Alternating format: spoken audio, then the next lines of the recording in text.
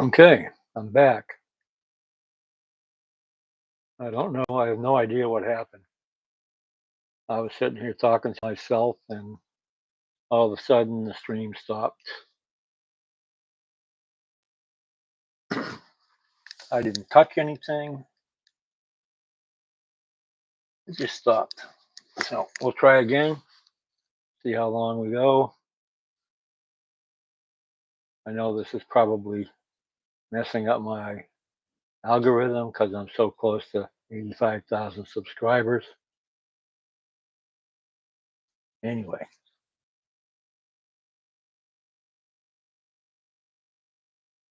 I wanted to talk about how I got to this point,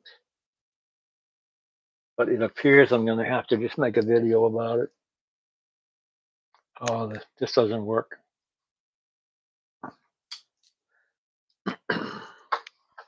Let's see if anybody comes in.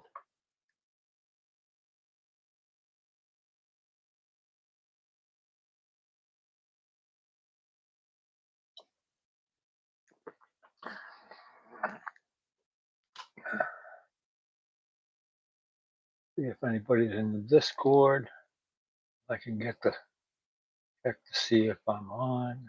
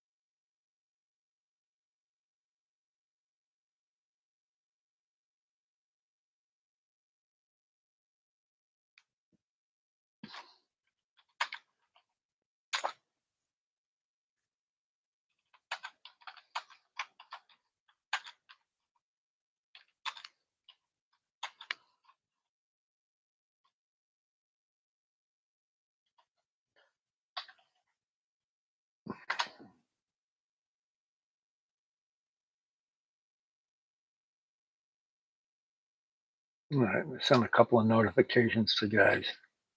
See if they can tell me if I'm live or not.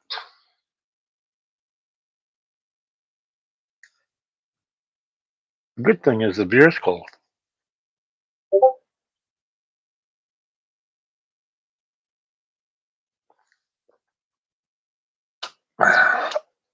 Orange just responded. Let's see what he says.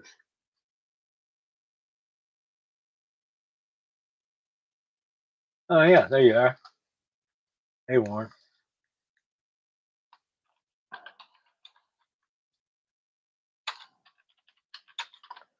Been talking to myself.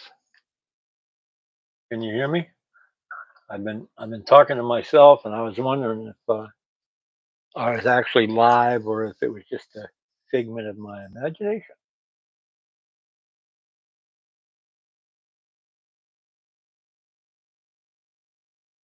I'm trying this out.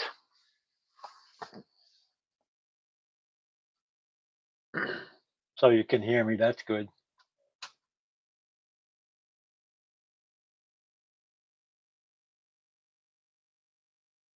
Hi, the fingers. How are you? I was wondering if anybody would stop by for my first live.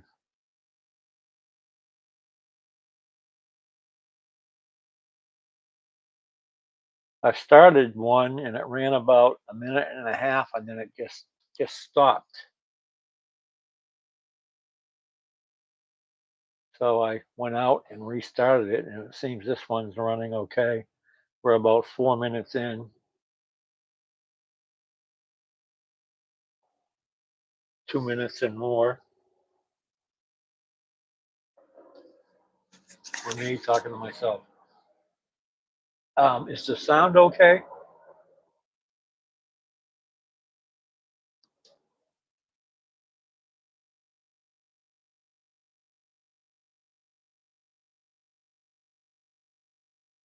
Oh, thanks, Warren.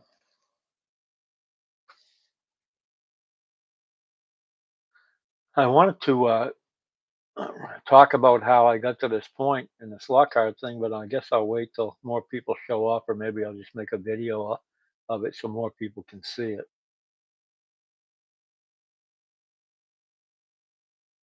Well, that's good, the fingers. Thank you. Good. Thanks, guys.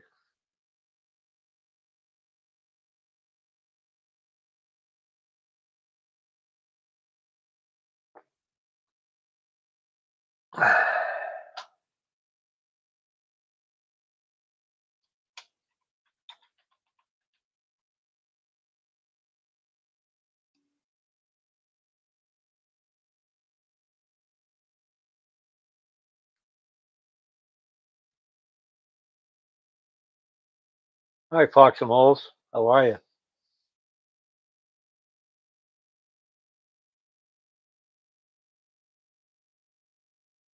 I often wondered how this worked, how if you didn't post that you were going to go live at such and such a day, at such and such a time, how people would find you. But I see it's pretty much accidental. I tipped off Warren through Discord.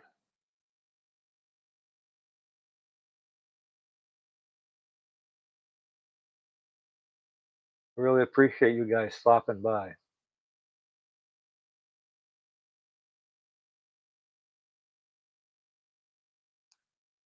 I did a video this morning on those NASCARs that I got in that group bunch that we bought, Warren. I have 3 of them, and I'm not going to mess with them. They're pretty awesome. The guy that built them did a hell of a job. So I just clean them up, and the tires are good on them. I just put a little suntan cream on them. So I don't think I'm going to mess with these cars. I'm just going to run them as they are. Hi, Tad. Thanks for stopping by. Mike from Big Oak. There it is, Mike. I got a video dropping tomorrow. I took this one apart, one of them apart this morning, and looked them over. They're really neat cars.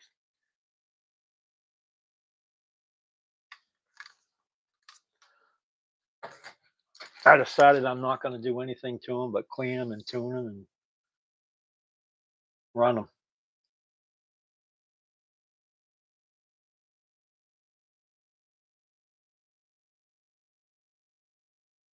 Wow, look at all the guys stopping by. How's things coming with the new track, Tad?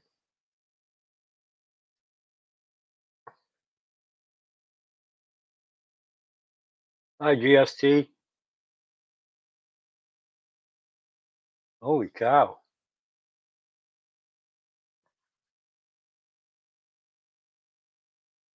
Wow. 7 watts.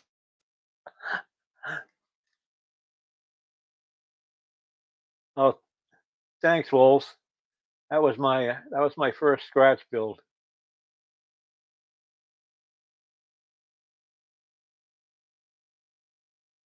Good, Tad. That's a fun looking little track.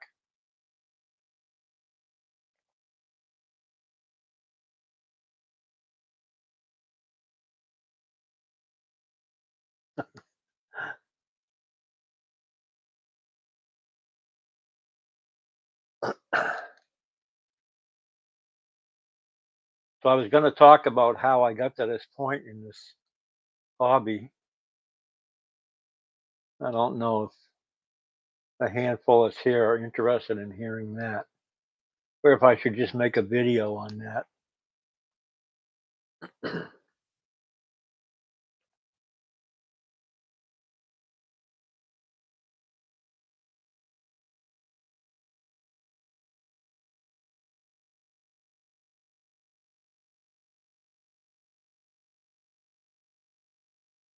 I think everybody that's here is in the Discord, huh?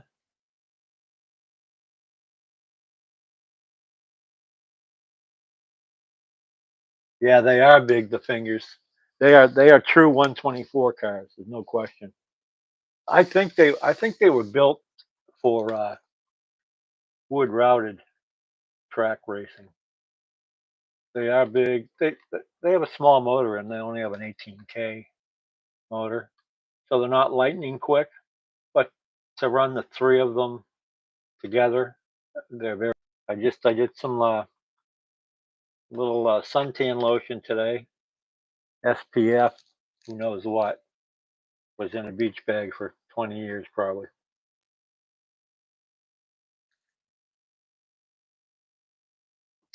I'm gonna set them up in Smart Race here probably by the weekend, and I'll run some laps with them.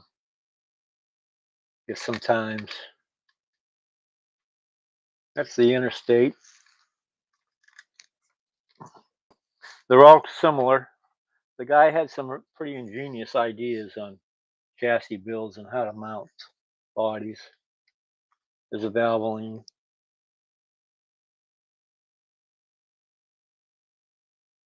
The front wheels are independent.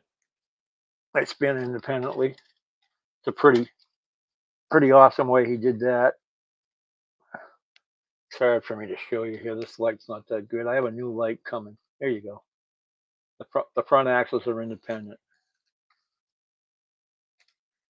And I figured I had this one up. I had this DuPont apart today, and I figured out how we did that. So I'll do it on some of my builds. Independent front wheels. That's cool. But the chassis also stretch a little. You can see right here. This fits inside this part of the chassis fits inside this part, so you can slide it a little bit. The body mounts are cool. I'd like to talk to this guy. He's pretty ingenious ideas. I really like the cars. Yep. DuPont, Valvoline, and Interstate Batteries. I don't know who the drivers were on all of these,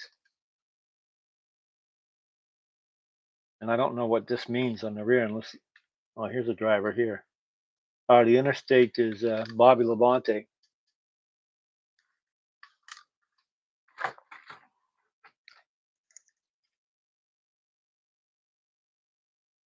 Valvoline is looks like Mark Martin. Well, I'm not a big NASCAR guy, so I wouldn't have known that without reading it on the car.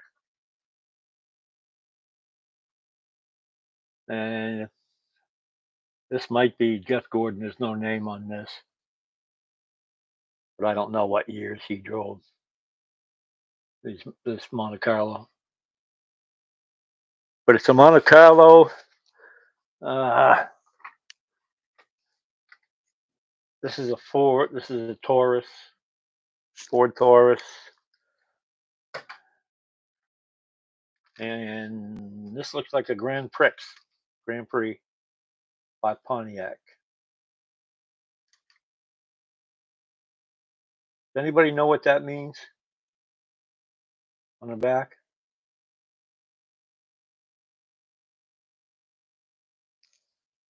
Right here.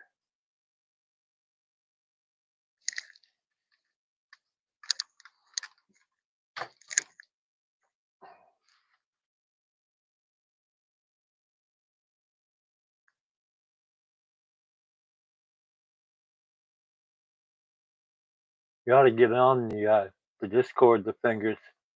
It's a great resource.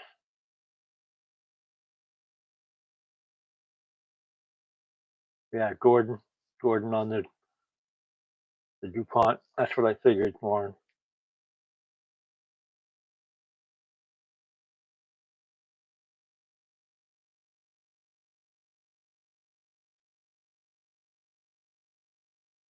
Might have been rookie markings, maybe.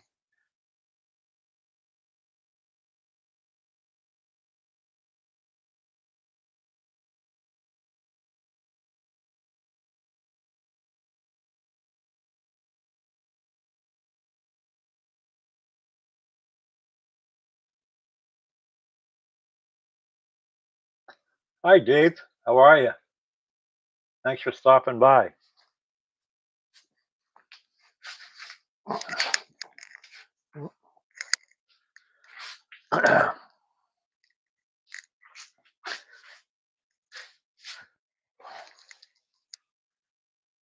It's a 50, the fingers. Banana Boat 50 I used.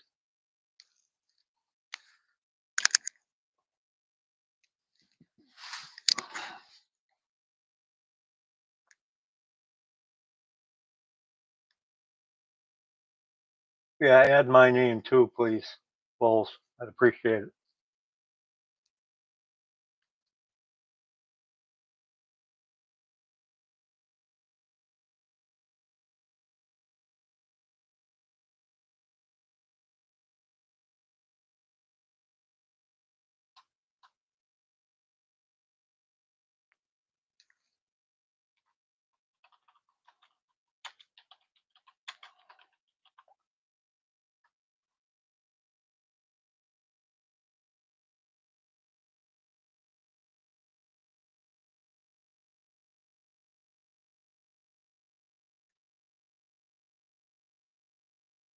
Yeah, is that what that is? Oh, yeah. Duh. Of course it does. Nice, David. Caterpillar.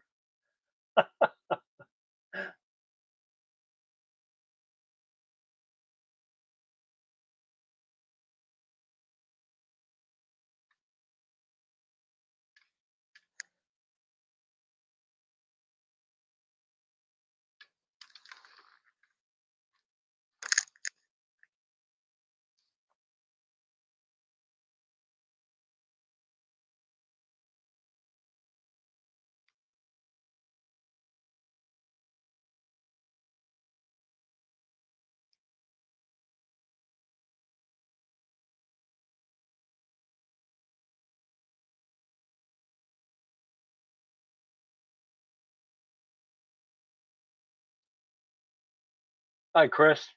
Thanks for stopping by. Something's flying by me.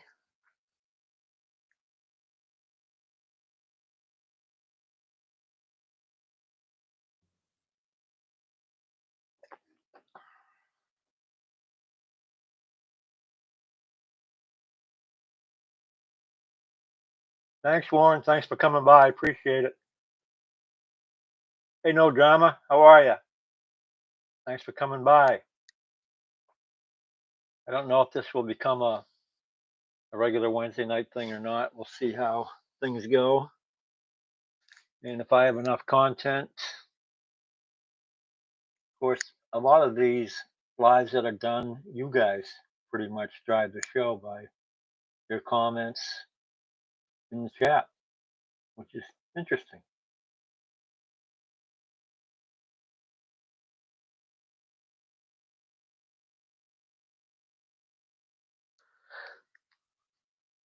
I've gotten a few stickers in.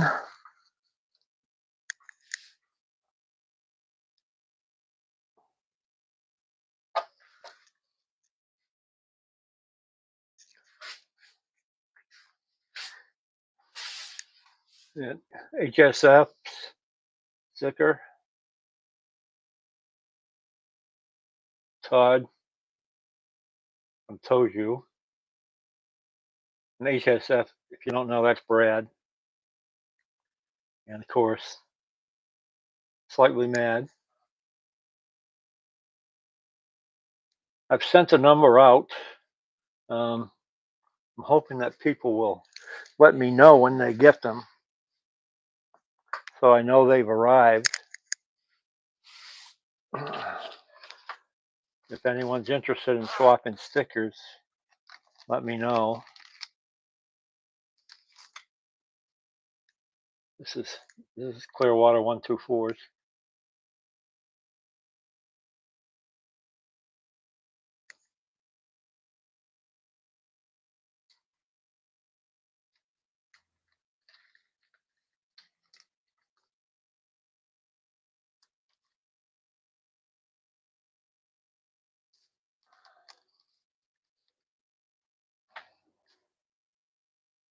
Thanks, no drama. I was in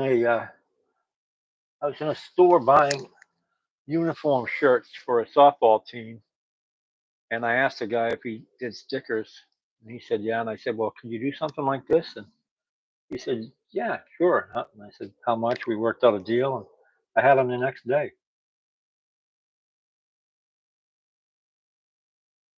Hi, RTDL. Thanks for stopping by. Appreciate it.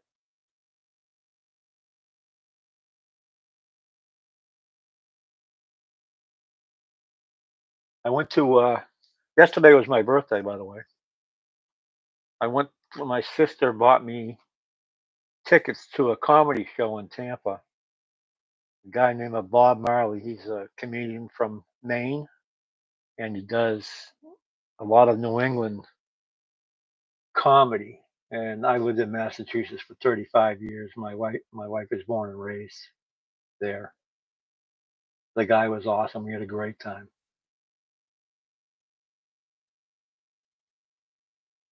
Thanks, guys, for the happy birthday. I don't want to have any more. I've been saying that for about 20 years. They keep coming around every time about the same time every year for some reason. Far too many of them. But I guess it's better than the alternative. Huh?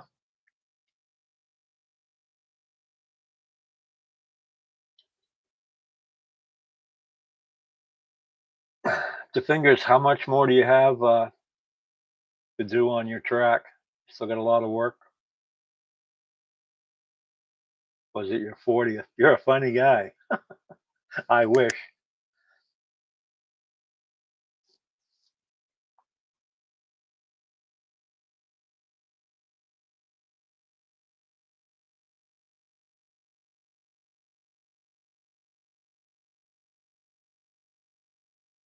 My 40th. Yeah, that was a number of years ago.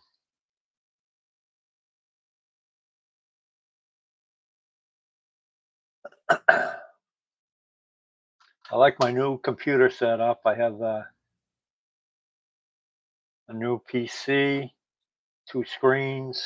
I really like the ability to work on two or three things at a time. Like I can do this live. I can see the Discord there. I can see my email. Mm, it's much better than working from the small laptop I was using before. And I also have the three cameras now. One up here, the one that you see the whole track. This one, and then the one at the workbench over there. Thanks, RTGL. I'm not an experienced scratch builder. Um, what I've learned from watching other people. I started by using ready to run chassis, the Scale Auto one and the H&R brass chassis.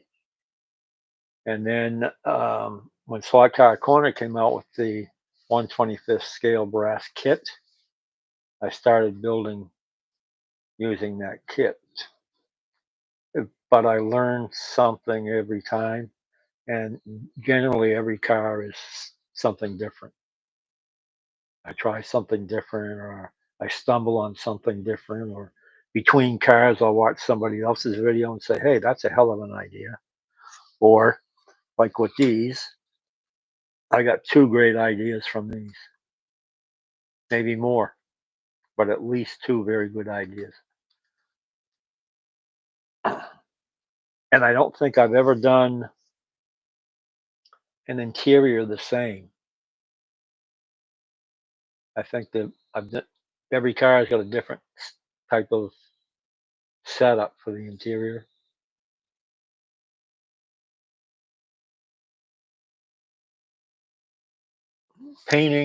Painting's a struggle sometimes.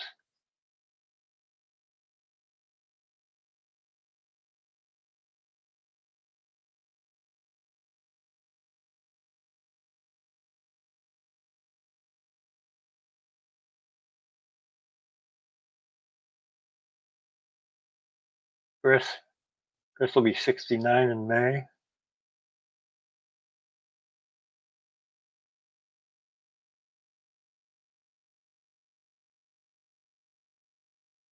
40th for the fingers was 28 and a half years ago.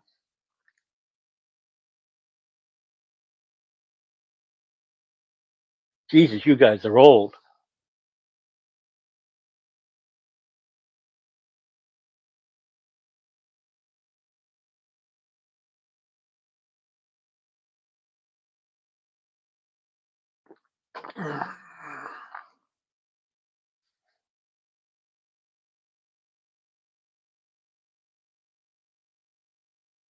That was going to be the subject of this live stream, was how I got to this point in the slot car hobby. You are young, 57.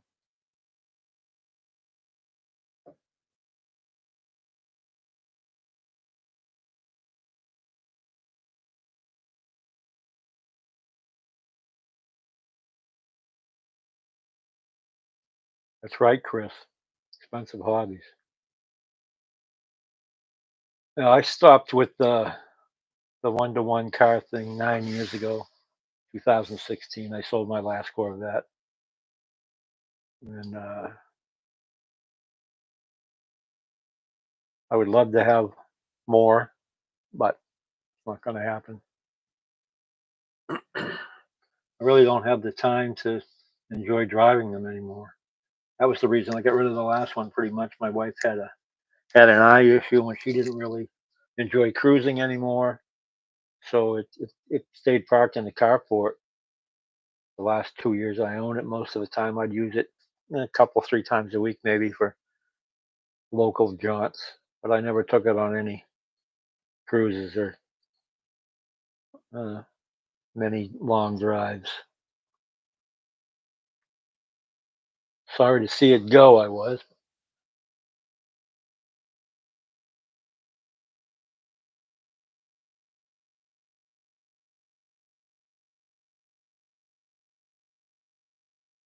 '78 RTDL. You're a young guy too.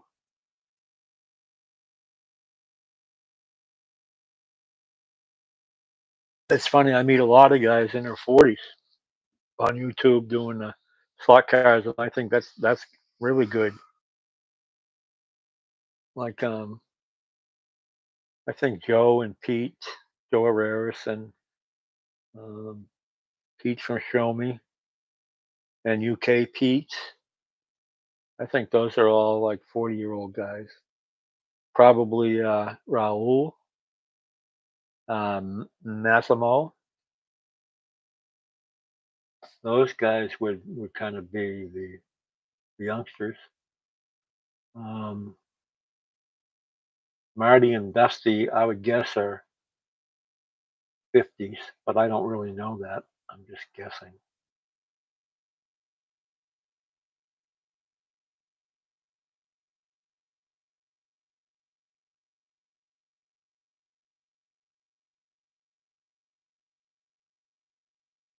Yeah, Tad's probably. I think Tad just had a birthday, didn't he? Didn't he just turn 50? You still here, Tad?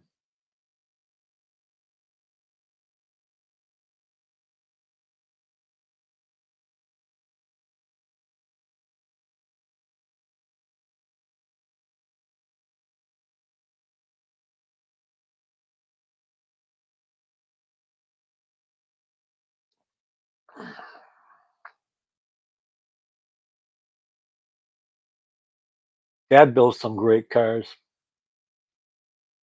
He's one of my favorite builders.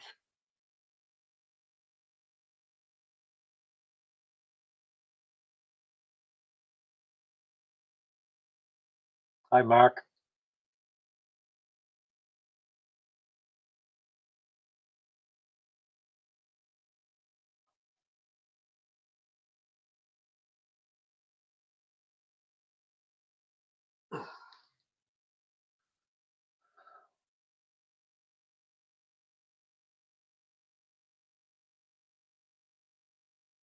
Okay, Fox. Thanks for stopping by. I appreciate it.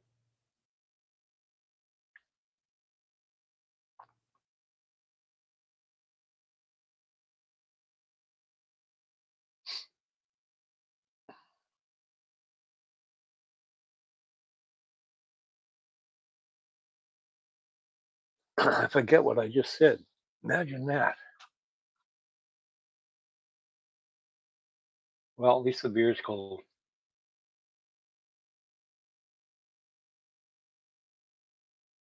Oh, yeah, about Tad. Tad builds great cars. And I think the most intricate chassis that I've seen from YouTube guys is Michael Squire. If none of you have seen his work, he uses a lot of wire, piano wire, and solid brass rod. Very, very intricate, um, and a lot of float in the chassis. So if you're interested in scratch building, I'd recommend watching Michael's videos. His chassis are really cool.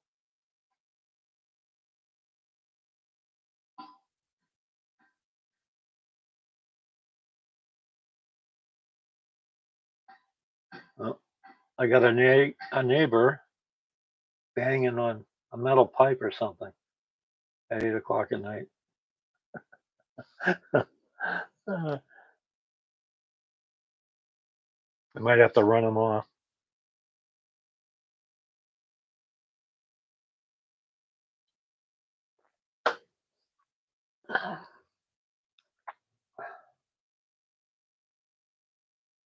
Yeah, it was a sad thing with Pat Bockers. What a great guy. He was on the YouTube scene for not a very long time. I don't know, a year or so, I would say. And I think anybody that was paying any attention enjoyed his videos. And every video he was laughing and smiling and mentioning other channels he was watching. Really good guy. That whole Aussie group is very fun to watch. They have good attitudes. They enjoy themselves, and they put out good content. Really enjoy when I get a notification that one or some or all of them are doing a live or producing a video. Interesting stuff. I enjoy it. As is most of the content is very good. I try to catch Marty's, of course, every Tuesday. I missed it last night. I was at the comedy show. Uzzi's. I like his video production and sound is outstanding. Of course, he's got a background in that. It's great videos.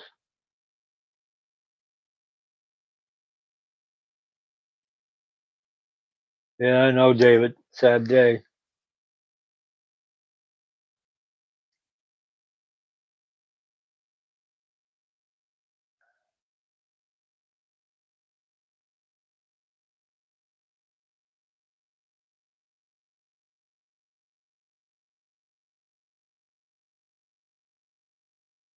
She is no drama.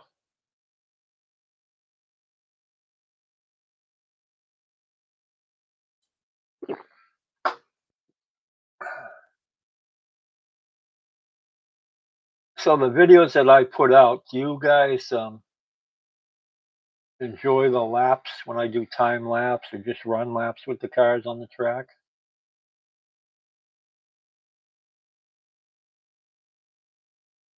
I always try to figure out what content that people like the best, and it seems like I get a lot more views when I'm running laps with something. And actually, it was very interesting. I was looking at the analytics, and one of my most viewed videos, if you can believe this, was me painting my track, climbing up and down off the track, painting sections, reinstalling it. Some of those videos got the most views. To me, is I couldn't believe it. Like I said, like watching paint dry.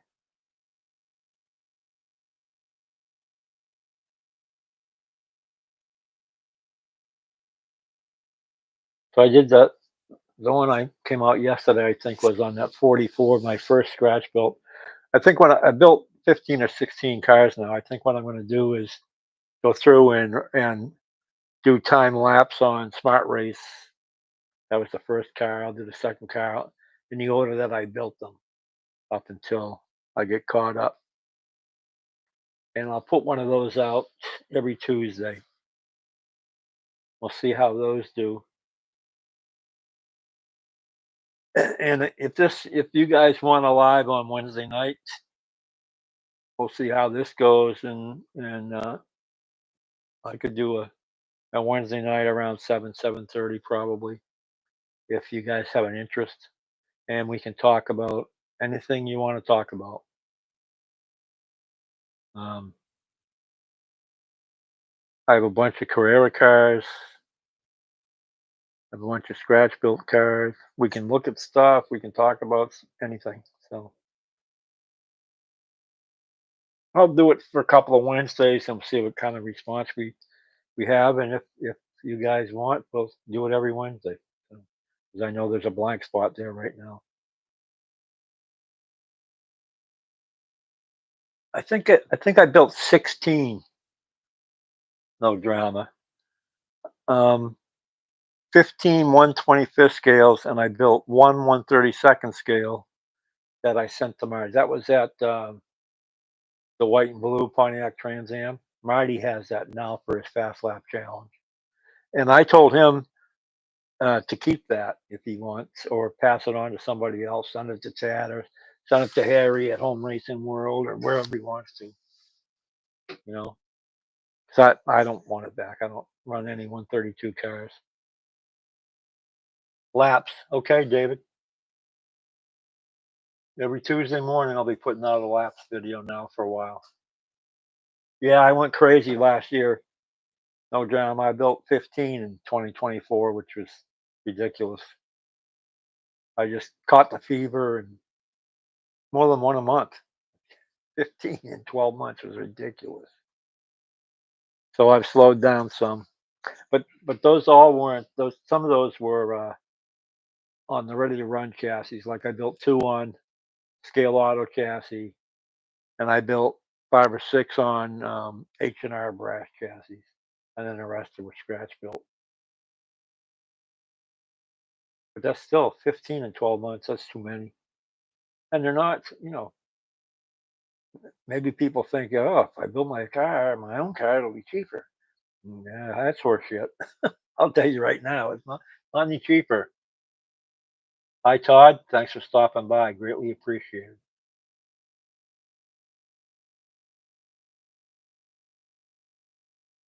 How did you discover this live, fellas? Because I didn't send out any notifications or anything because I don't know how to do that. I just kicked go live.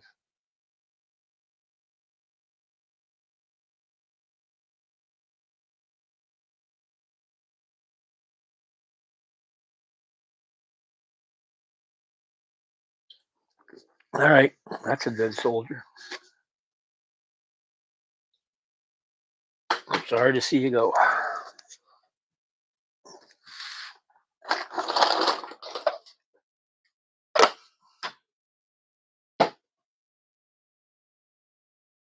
I do not race at a local club track. The thing is, I went to I have one only about 15 minutes away, and they have 2 giant wood tracks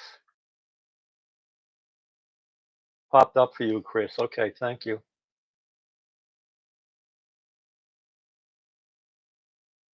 I will not be making a wizard staff, but thanks for the suggestion. Notified you. Oh, great. That's good. Same here.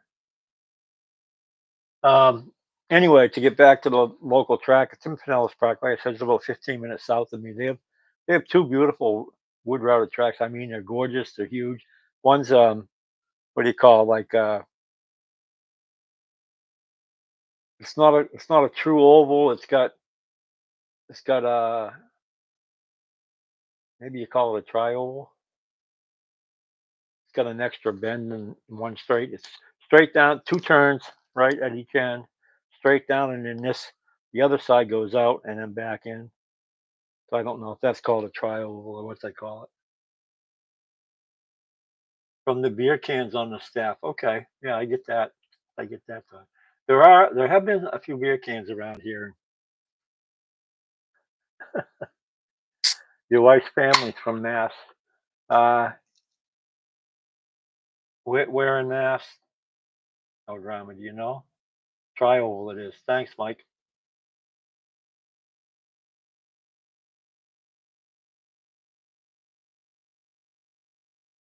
The thing that I went to tracks when I was a kid. When I was a teenager, I built some cars then, 125 scale cars like the Cheetah and Chaparral. And as a teenager, I didn't get the warm and fuzzies from the older guys hanging around there. They weren't really Swampscott. Okay, I know where that is. Um, and I went to this place and I kind of got the same feeling. Hey, Harry, thanks for coming by. I really appreciate it. But I may go now that I have some scratch built cars of my own and these NASCARs. I may go down and I don't have my Professor Motor controllers don't have the right connections. I'm waiting for them to come back in stock from Jim Cunningham.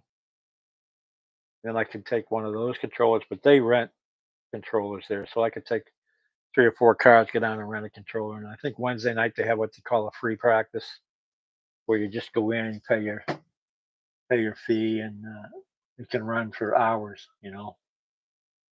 There's no time limit or anything. So I may try that. Um, I'm not, the older I get, I'm not big on hanging around with crowds of people, and you know, I have close friends. A few close friends, and those are the people that I hang around with.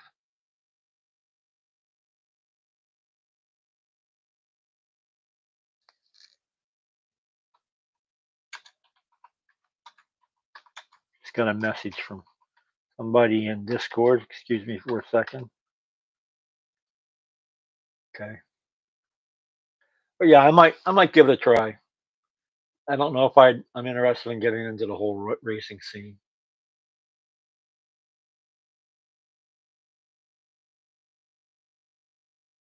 One thing that I've done, I kind of pigeonholed myself right from the beginning by going with the big cars, because there certainly aren't the choices in cars.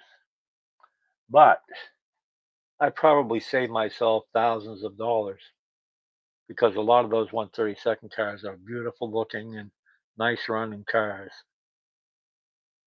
you know?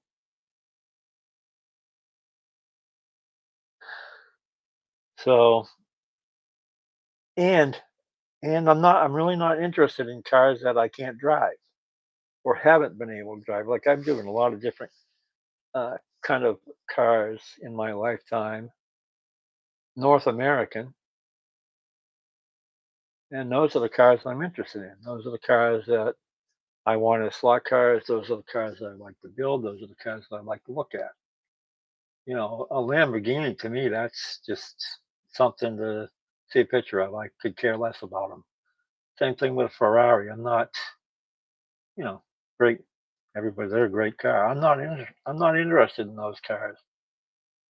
Give me an old GTO or a uh, like Todd's got his old hot rod. I like those cars. Like I've had hot rods over here. I had 57 Chevy was my first car. Paid $125 for it. I had 62 Biscayne, 66 Impala Super Sport, 63 Falcon. Just that's what I like. I've been looking at old pickups to fingers. I'd like to have somewhere from like a 58 to a 66 GM, Chevy or GMC pickup, but with modern drivetrain. With an LS and a Tremec or something, Tremec 6 speed, good suspension. You know, I've been looking at them. There's a few around. I've looked at old trucks for about 10 years now. And listen, if you're going to do that, if you're going to go looking for any old car, bring a magnet with you. That's the number one tip. Bring a magnet. Hey, Raul, thanks for stopping by. Listen, I appreciate every one of you that came in or are coming in. To think that this would happen is a surprise to me. And I'll do it on Wednesdays if you guys keep showing up and want to do it. 66 Cutlass. Yep. When I bought my Impala Super Sport, I had a 66 Impala Super Sport. There was sitting beside it was a 65 F85 Oldsmobile with 425, 425. I forget what the horsepower rating was, but wasn't in as good a shape as the 66 Impala. So I passed on the Oldsmobile and bought the Impala, which I was happy with and wish I had kept, which I still had. I think I posted a picture of it on the Discord. I actually had it when I married my first wife. That was the car we got married in.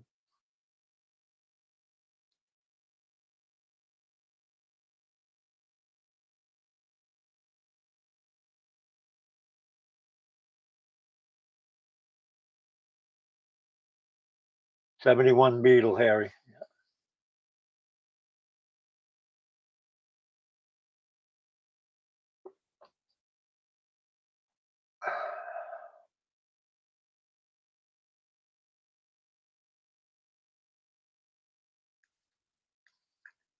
And as you know from watching my videos, I'm a big Corvette fan.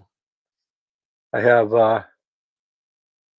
C1 through C8 in my slot car collection. I built C3, C4, and C5. The rest are Carrera or Scale Auto.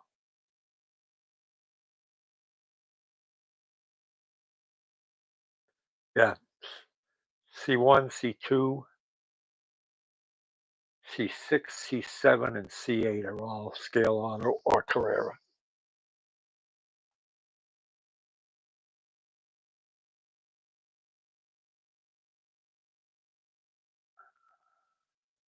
Nice, Chris. That's awesome. That's a Goodyear truck too.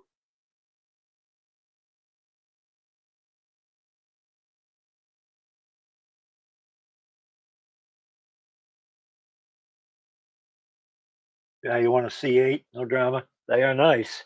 That's the only one. I've driven every other one. I haven't driven a C8 yet. I haven't found one that anybody would let me take for a ride yet. I don't like going to a dealership.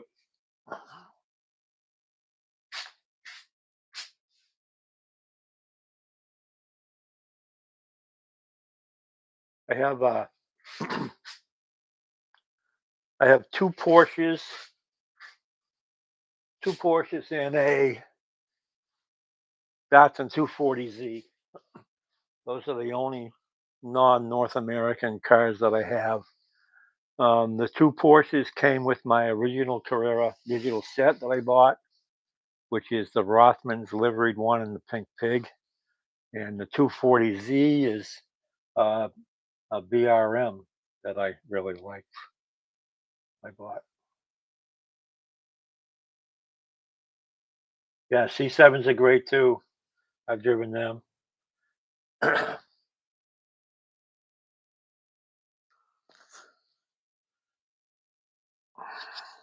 When you get to be my age, you have a lot of those guys around that buy expensive vehicles and they will let you drive them. Like I said, I haven't had a vet since 2016 when I sold my last one. So now I have to drive other people's when I get a chance.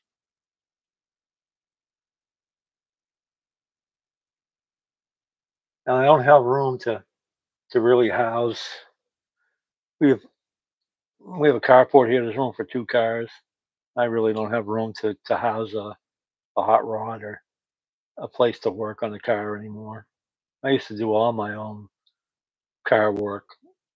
Now you open the hood, you can't see anything. It's all plastic crap. It's all computerized. Back in the old days, back in the old days, I remember taking the hood off a car, like the Biscayne, the '62 Biscayne. I had hood pins. I didn't even have hood hinges. I had hood pins, and we take the hood off. I get right in there, sit on the wheel well to change the plugs or change the carburetor or tune the car. Just sit right in there, you know.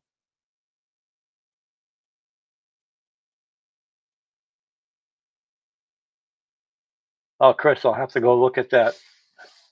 Awesome, man. I bet that's interesting.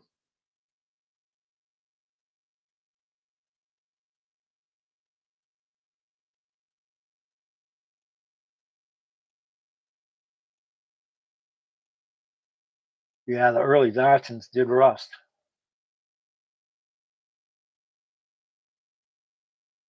Anything north of the Carolinas, man, will rust. Here, Massachusetts was awful. The New England states, man, oh man, they salt the roads. I was talking to a guy the other day. We used to take like canned vegetable cans. Used to open both ends of those if you had a your tailpipe or your exhaust pipe had a leak in it. You just cut the ends off those cans and then split it, and then wrap it around where the hole was. A couple of hose clamps on it.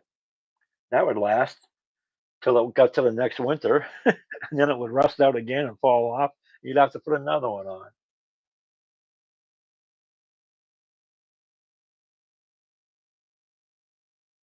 75 Camaro, a Chevy Love. I remember them. My son had a hot rod. Had two hot rod Camaros. Had a 2019 with 640 horse, and he sold that, and he bought the 2016 orange.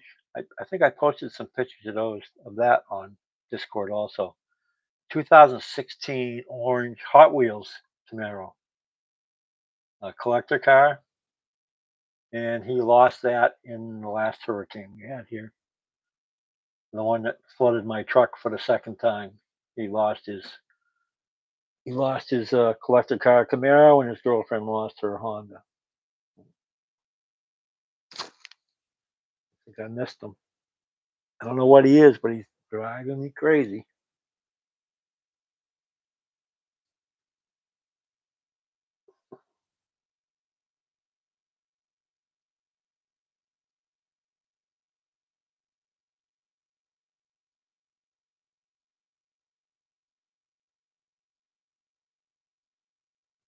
Yeah, I have no interest in electric cars at all. The technology's not there for one thing, and anybody that thinks that buying an electric car is saving the planet hasn't done their research, because that's not factual.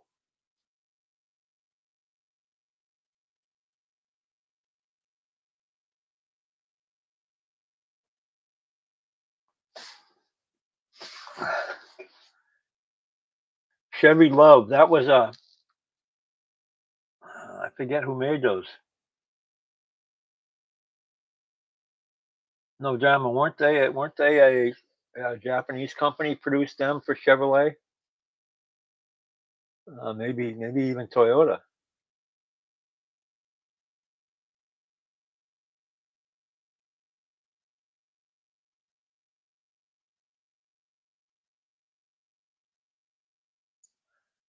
Well, enjoy it, no drama. Just make sure you have some fire extinguishers. Stay out of the puddles.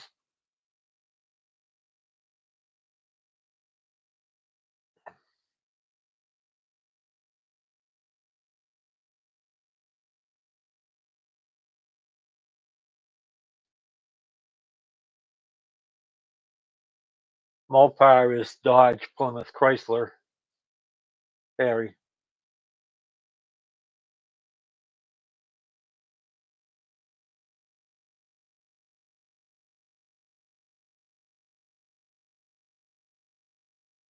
Yeah, probably no drama. It probably was a Zuzu.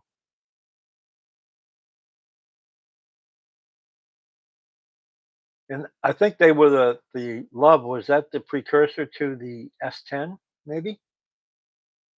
I don't know if there was anything between the Love and the S10.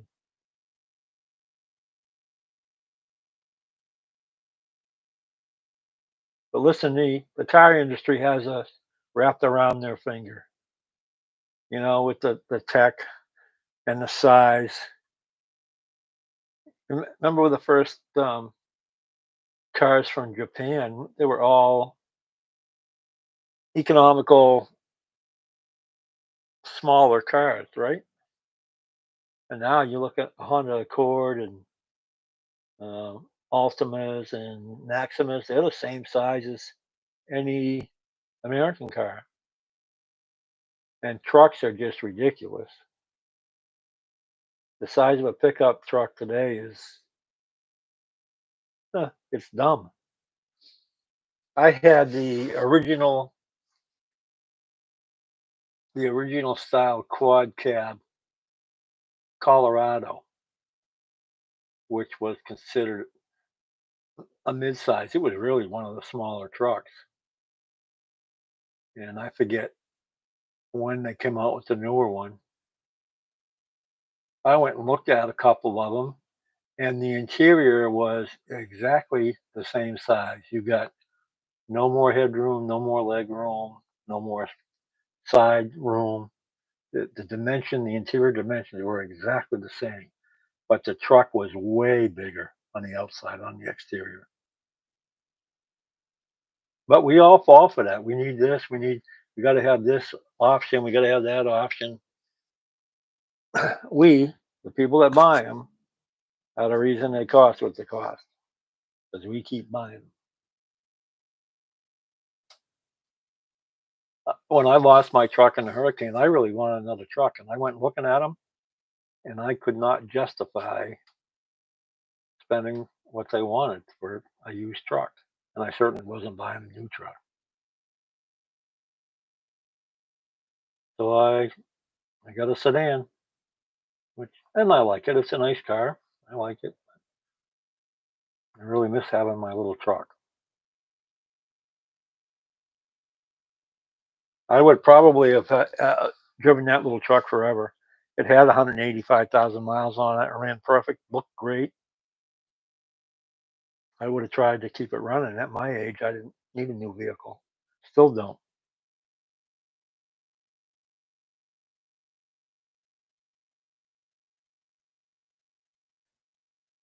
They were friggin' 15-year-old trucks with 100,000 miles on them. They wanted 25 grand for Christ's sake.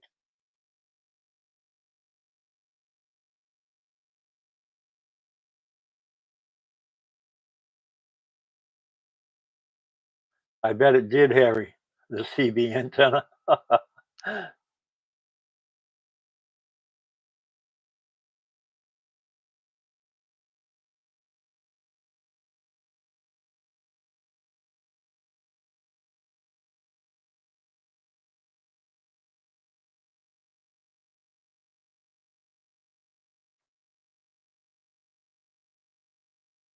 My friend from Minnesota who comes to Florida every year, he has a GMC pickup. Truck is beautiful. The rear fenders, the top of the wheel well started rusting out. So he cut a little bit of that out and sprayed it with a rust inhibitor. And then he got those, I don't know, they're vinyl or plastic fender well trims. And he put them over there. Truck looks beautiful. Put them on all four wheels. You'd never know it was rusting underneath.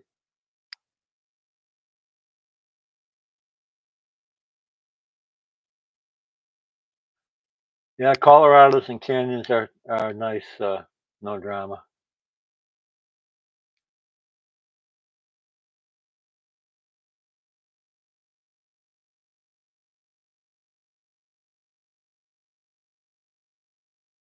Yeah, I had an 8-track in my '66 Impala Super Sport, a Craig Power Play, it was called.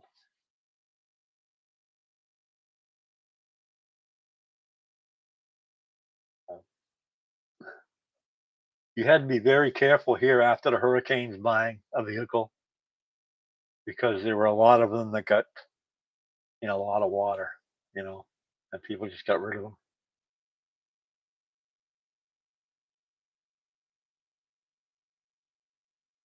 Hey, Ted, you're back. Well, I've been on here for an hour. That's ridiculous.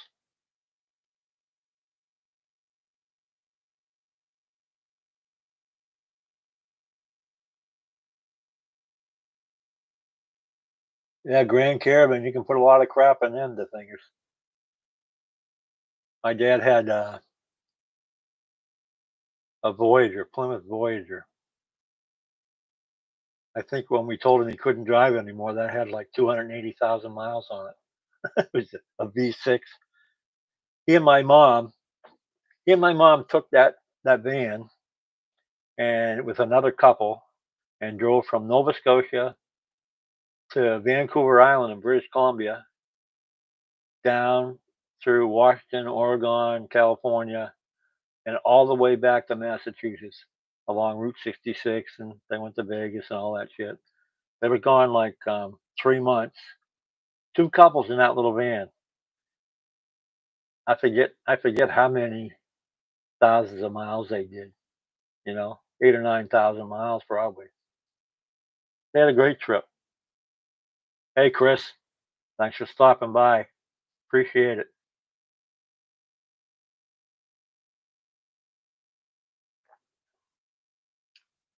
231. Yep.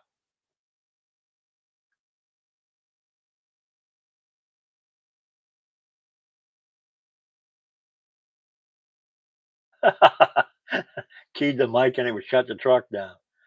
Uh,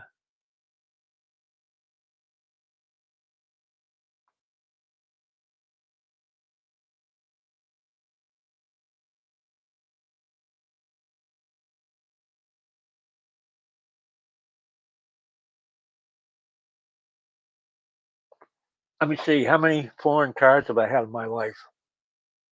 Exactly one. When we moved here to Florida in February of '03, I had Corvettes, and my wife had a two-seat Escort GT.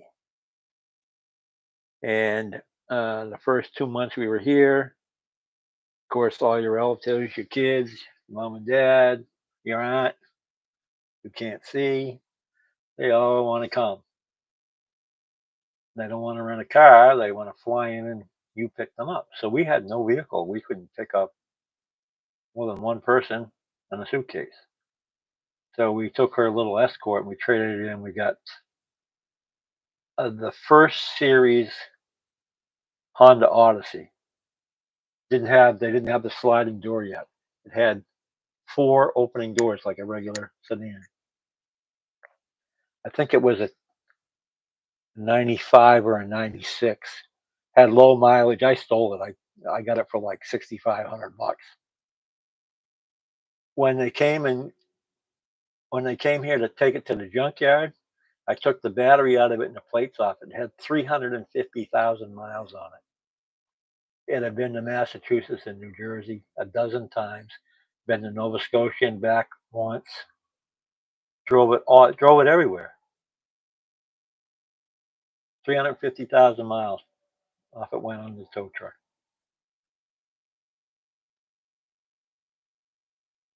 An Aztec. I don't know, no drama. A lot of people wouldn't tell, tell you they had an Aztec. Kind of like people that bought Yugos and uh, what was that other piece of crap? A Yugo and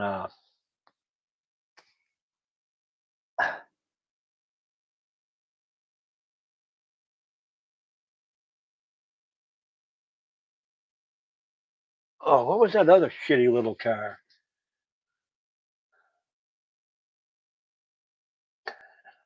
Listen, though, no drama. People that had those, loved them.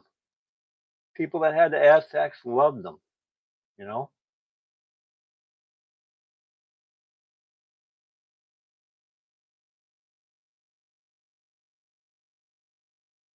Help me out here. There was a Yugo.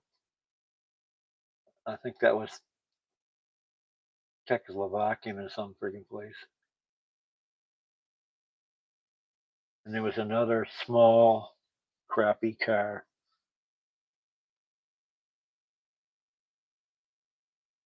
I know a guy that actually bought a Yugo and then he bought the other one too. The other crappy car.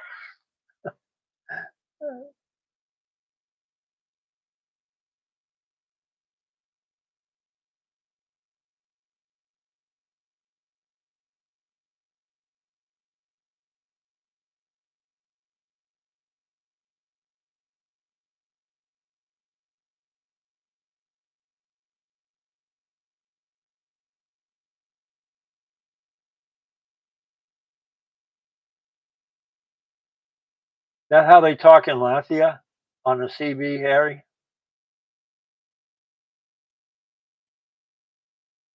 Yeah, Nissan Juke is an ugly car. Yugo from Yugoslavia, yep.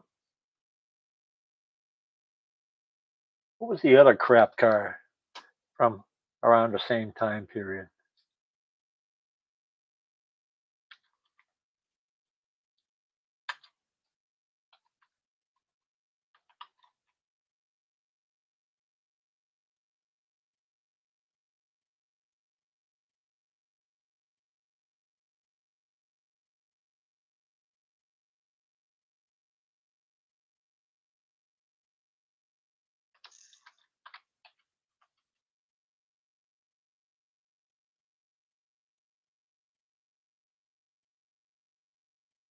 I think the Juke, they made the front end upside down. Yeah, yeah, I think you're right.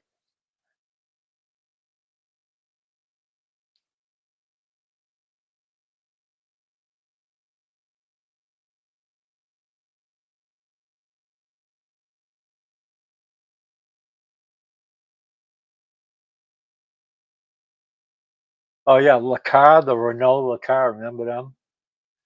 The Merkur. Some people I know, uh,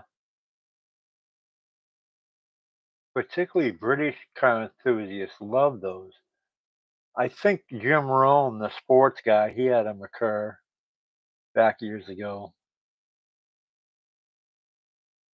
In Europe, it was the Ford Sierra XR4i in the 80s, rear wheel drive.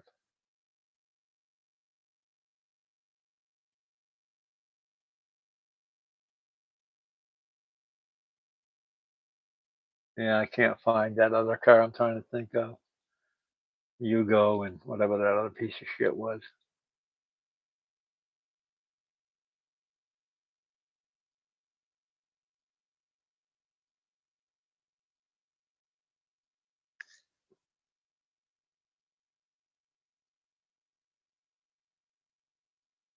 In full rubber duck.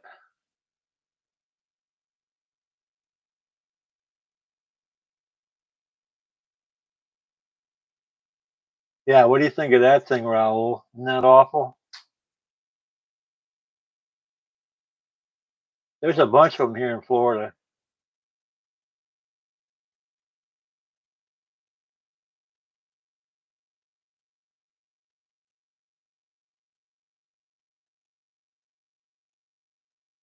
See you, Tad. Have fun.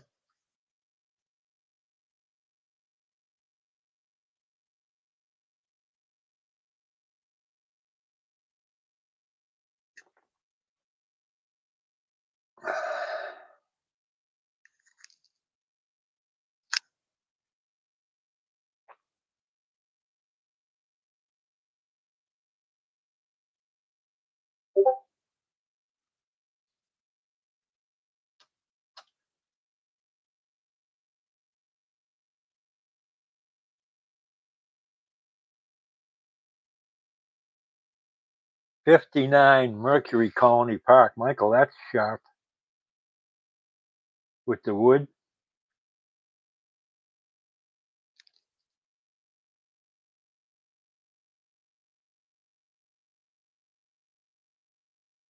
I'm with you, Raul. Nothing to do with them.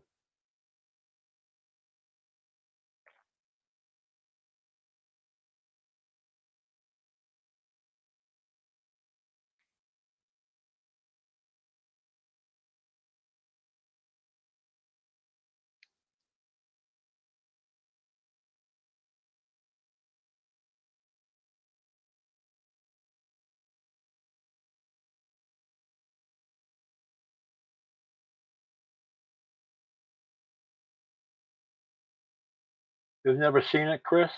I track. I don't have the technology available to me to switch my camera. Let me slide my chair over and you can get a peek at it from this camera. But if you go on my channel, you can see me run laps on it.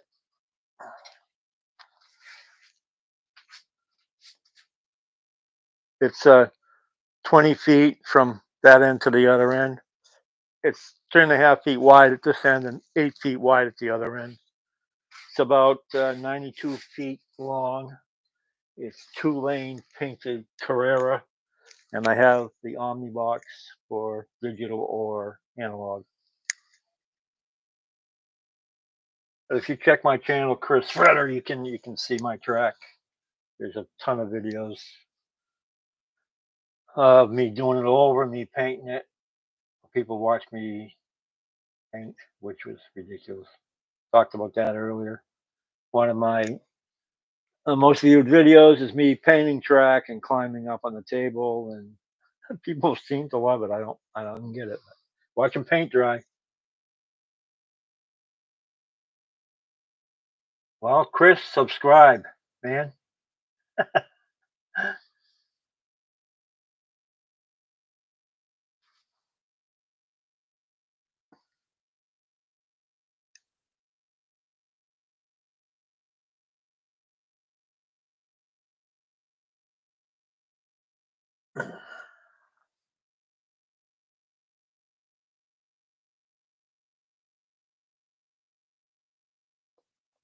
This is my fifth track. It will probably be my last, but I probably said that about number 3 too. So um, when I first built it to fit the room, I had it on three of the folding tables, and then the next time I changed it, I wanted something more permanent, so I took out the folding tables and built the rest of the tables out of plywood and 1x3s.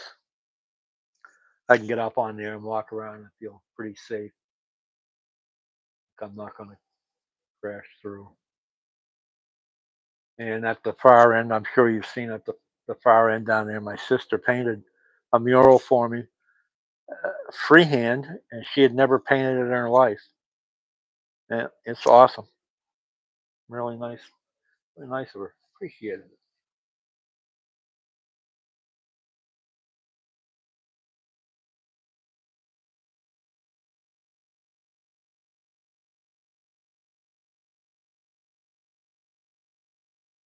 Easily amused. I know. Me too, Chris.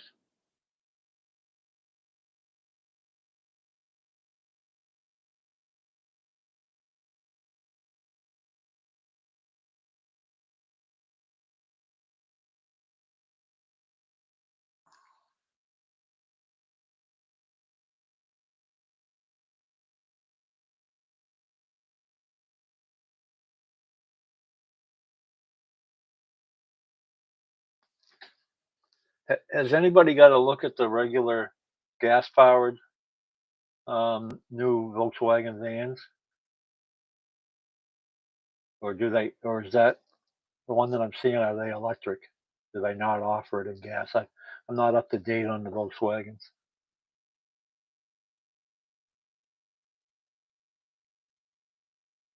61 to fingers, does that have the rear split window in it?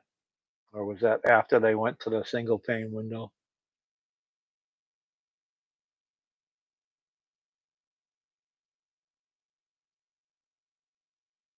No gas powered Volkswagen vans anymore? Okay.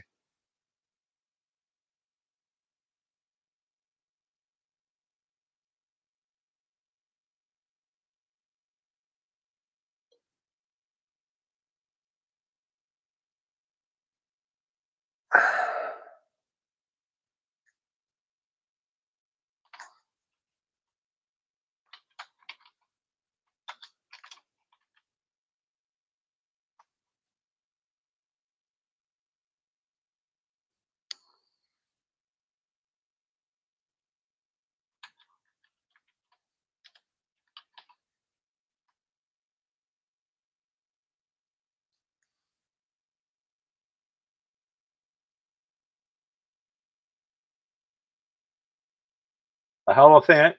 Oh, yeah.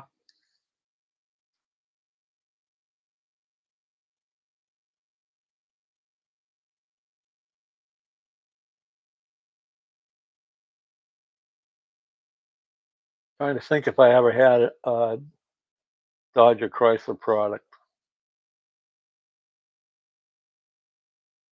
I did. I had 2. I had a let me think now. I had a 1989 Dodge conversion van. TV, lights, had all the toys, bells and whistles in it.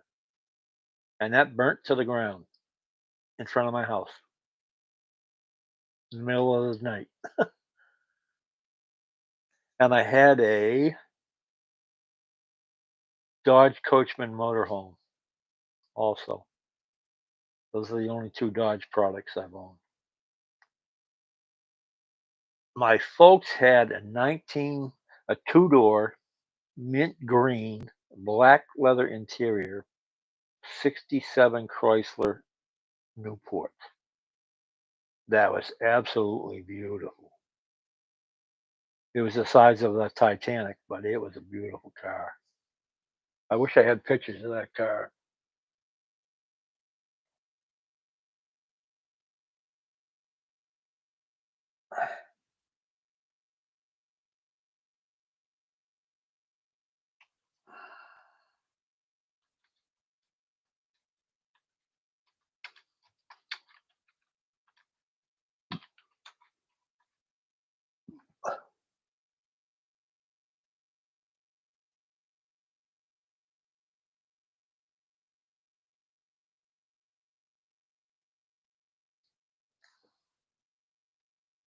I've owned mostly GM products. I've been a GM guy most of my life.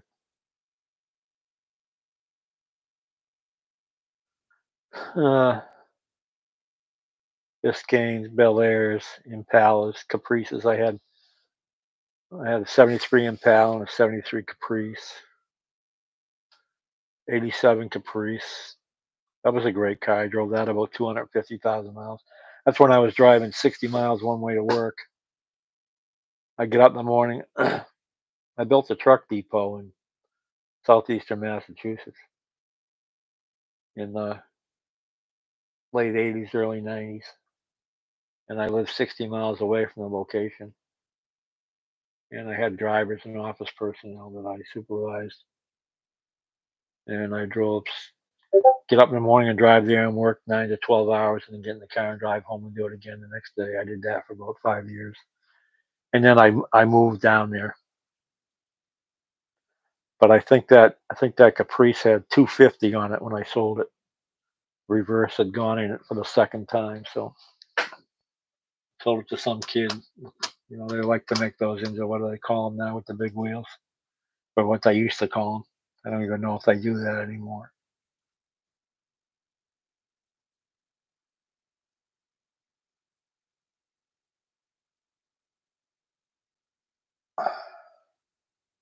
I used to buy those little square body Chevrolets and put the 22-inch wheels on them. Of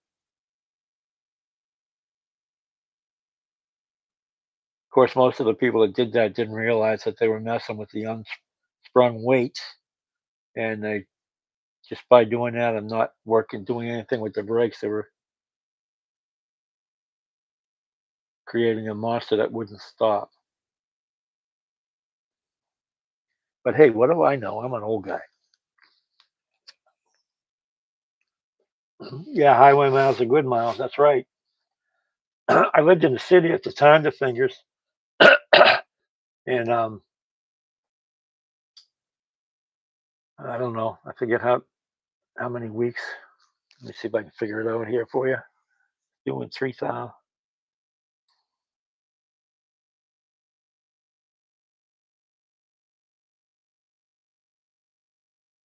doing 120 miles a day. So I was doing 600 miles a week. Does that sound right? Yeah, doing 600 miles a week just for work. So there was a guy across the street that had a Volvo repair shop, and I gave him the key to my car, and I worked out a deal with him. Like every 5 weeks, every fifth Saturday, he would come and get my car out of the parking lot, take it over there, check all the fluids, do an oil change, wash the car, clean the windows, vacuum it, put it back, and leave the receipt on the dash. And then when I had a chance, I'd stop by and pay him. But the car was always well maintained.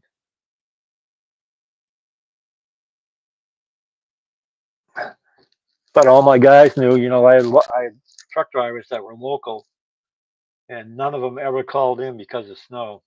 Because I lived in Central Mass, I would leave my house and I couldn't see the bank next door because the snowbanks were so high.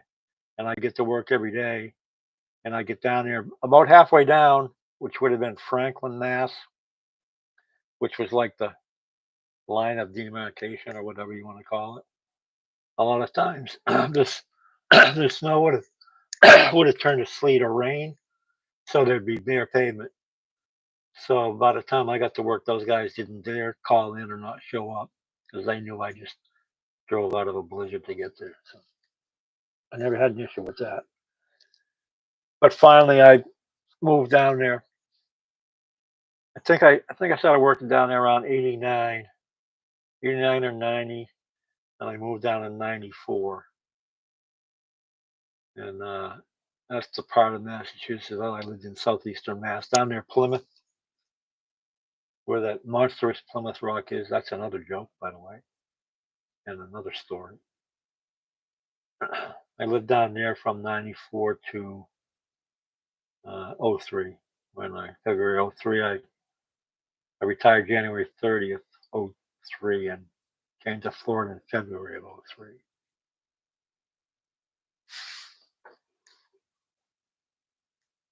'67 Chevelle 327 4-speed. Those early Chevelles were nice. Early GTOs.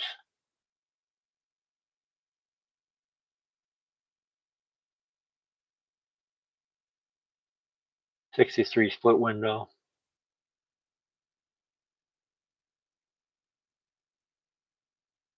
I just read a thing recently, Chris Freder, on '63 split windows. They were known to be uh, generally one of the most expensive Corvettes you could buy. But I think the '67 big blocks have taken over that domain.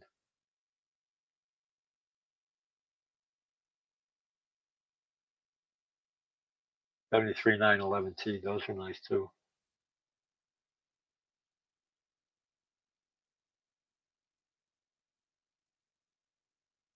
Worcester, back in the early 2000s. Yeah, I had moved out of Worcester by then, Mark. I lived in the Worcester area, Holden, which was one town out. I own property over there in Worcester. From I'd say '76 to '94, I lived in that area. Before that, from '65 to '76, I lived in Ashland, Framingham, Northborough. I went to high school in Northborough at Algonquin Regional. I went to college in Worcester.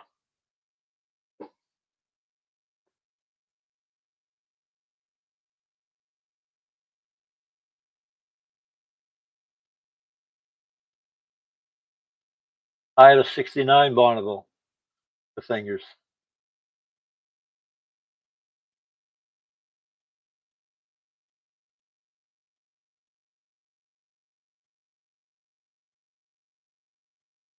This place here, I mentioned that I lived in the city. Well, Stoney's was a bar in the city. I lived above the bar. I was single in my mid 30s for quite a while. I lived over the bar. Uh, Occasionally bartend and cook a little when they needed some help.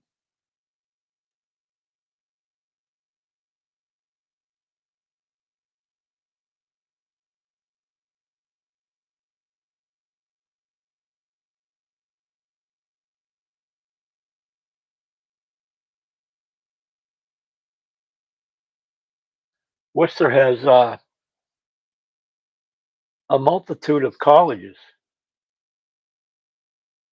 I know at one time they had 10. I don't know. I'm pretty sure all of those 10 are still there and they may have added more. But I know that in the 70s there were 10 colleges in Worcester. The press box.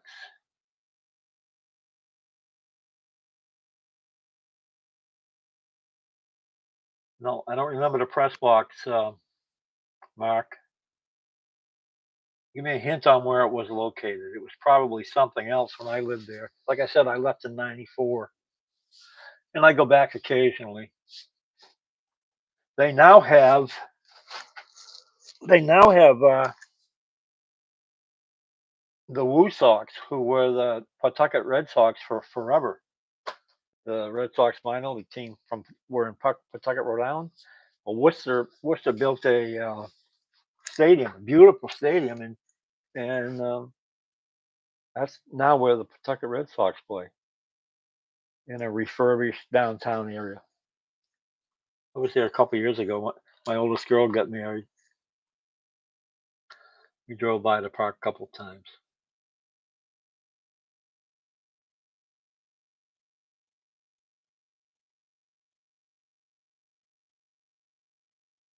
All right, fellas. Well, I've been on here almost an hour and a half, an hour and 28 minutes. Unbelievable. This is my first live. And if you're interested, if please comment, like, subscribe if you haven't, and maybe I'll make this a regular Wednesday night thing. It seems to be an open time. Um, I'm thinking around 7:30. If you think it's interesting enough, I'll try it again next Wednesday, and we'll go from there. All right. I appreciate all of you that stopped by.